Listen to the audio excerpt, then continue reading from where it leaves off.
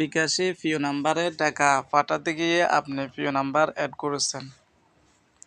বন্ধুরা, এখন আপনাদেরকে আমি দেখিয়ে দিব আপনারা কিভাবে প্রিয় নাম্বার ডিলিট করবেন। এই ভিডিওর মধ্যে বিকাশে প্রিয় নাম্বার অ্যাড করছেন কিন্তু ডিলিট করতে জানেন না। আজকে আমি আপনাদেরকে দেখিয়ে দিব কিভাবে বিকাশে প্রিয় নাম্বার ডিলিট করতে হয়। বন্ধুরা, প্রিয় নাম্বারের উপর আপনি ক্লিক করবেন। ক্লিক করার পর দেখতে পাচ্ছেন বন্ধুরা, আমার এখানে 2টি প্রিয় নাম্বার আছে।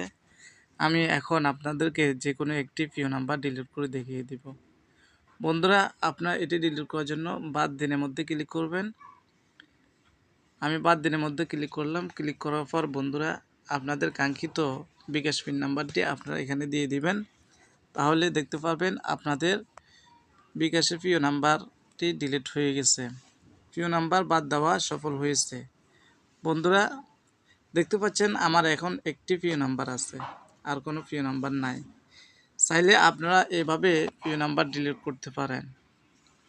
বন্ধুরা, ভিডিওটি যদি আপনার কাছে বিন্দু পরিমাণ ভালো লাগে তাহলে আমার চ্যানেলটিকে সাবস্ক্রাইব করে আপনাদের পাশে রাখার সুযোগ সুবিধা করে দিবেন।